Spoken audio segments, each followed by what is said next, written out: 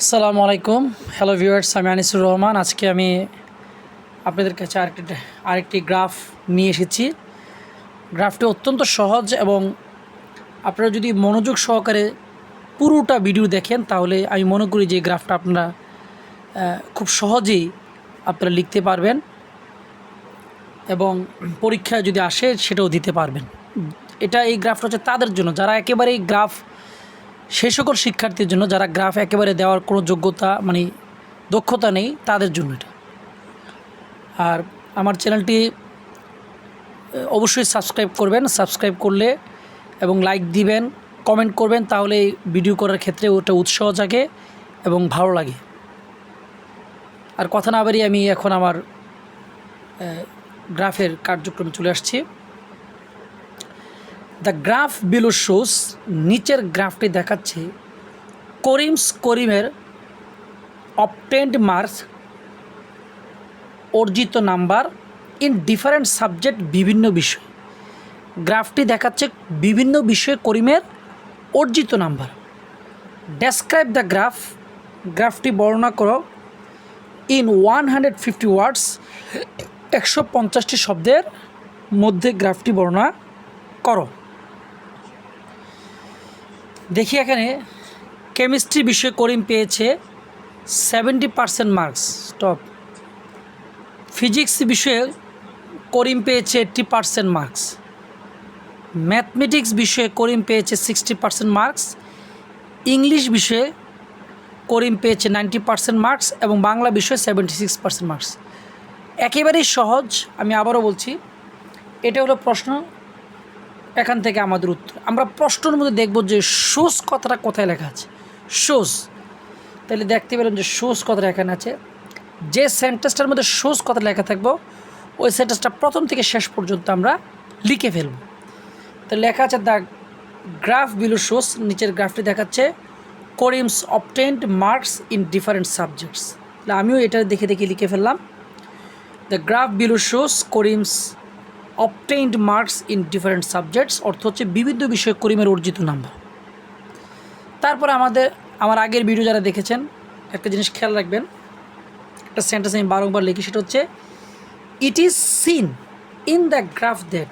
এই গ্রাফ থেকে দেখা যায়, এই লেখাটা একটু মুখস্থ করতে হবে। ইট is seen in the graph that, graph থেকে দেখা যাচ্ছে, এখান থেকে করিম লিখবেন, অবটেন্ড লিখবেন, করিম অবটেন্ড, করিম অর্জন করেছিল, এখান থেকে 70 লিখবেন, 70% marks.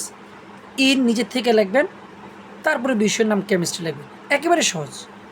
It is seen in the graph that, এই গ্রাফ থেকে দেখা যাচ্ছে যে করিম অবটেন্ড 70% মার্কস ইন কেমিস্ট্রি। এরপর এটা ঠিক একই রকম দেখেন, ইট is seen in the graph that, এই গ্রাফ থেকে দেখা যাচ্ছে যে করিম অবটেন্ড, ওই এখান থেকে করিম অবটেন্ডের করিম অর্জন করেছিল 80%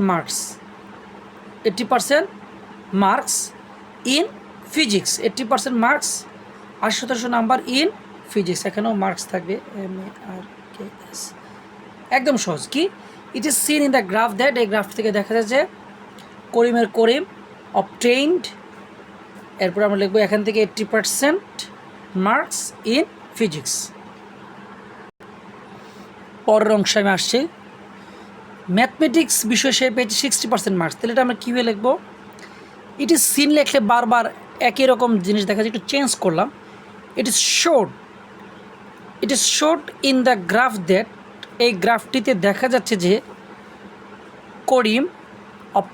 করিম অর্জন করেছিল 60% মার্কস, 60% নাম্বার ইন ম্যাথমেটিক্স বিষয়। একেবারে সহজ। তারপরে আবার লিখছি আমরা, ইট is seen in the graph that, এই গ্রাফটিতে দেখা যাচ্ছে যে আবার করিম অবটেইনড এই 90% মার্কস, 90% মার্কস পেয়েছে ইন ইংরেজি বিষয়। একেবারে সহজ। ভিডিওটা শেষ পর্যন্ত দেখেন, তাহলে আপনি লিখতে পারবেন। তারপর ইট is seen in the graph that, এই গ্রাফ থেকে দেখা যাচ্ছে যে করিম অর্জন করেছে 76% মার্কস, 76% নাম্বার ইন বাংলা বিষয়। ম্যাথের সর্বশেষে আমরা একটা কথা লিখতে পারি, সর্বোচ্চ নাম্বার পেয়েছে ইংরেজিতে এবং সর্বনিম্ন নাম্বার পেয়েছে ম্যাথমেটিক্সে। এই লেখাটা ঠিক আগের মতোই। ইট is seen in the graph that, এই গ্রাফ থেকে দেখা যাচ্ছে যে করিম করিম অর্জন করেছে। এখানে নাম্বার না লিখে লিখবো আমরা কি দ্য হাইয়েস্ট। আগে লিখছিলাম 19 কী লিখেছি আমরা দ্য হাইয়েস্ট মার্কস, সর্বোচ্চ নাম্বার ইন ইংরেজি বিষয়। তারপর আমরা লাস্টে দিয়ে লিখবো ইট is seen in the graph that, এই গ্রাফটিতে দেখা যাচ্ছে যে করিম অর্জন করেছে। দ্য হাইয়েস্ট না লিখে কী লিখলাম দ্য লোয়েস্ট, সর্বনিম্ন নাম্বার, দ্য লোয়েস্ট মার্কস, সর্বনিম্ন নাম্বার, একটুকু পরিবর্তন ইন কেমিস্ট্রি, ইন হবে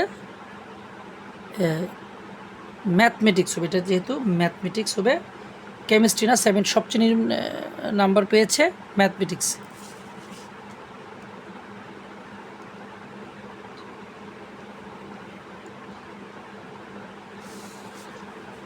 তাহলে কী লিখলাম, it is seen in the graph that Karim obtained the lowest marks in mathematics. আশা করি আপনারা আমার ভিডিওটা বুঝতে পেরেছেন। পরীক্ষায় আপনি আরও কিছু সেন্টেন্স এখানে অ্যাড করবেন, যে করিমের পছন্দের বিষয় ইংরেজি, বা করিম এই বিষয়টাকে সহজ মনে হয়েছে এর জন্য সেই বিষয়ে মার্কস বেশি পেয়েছে।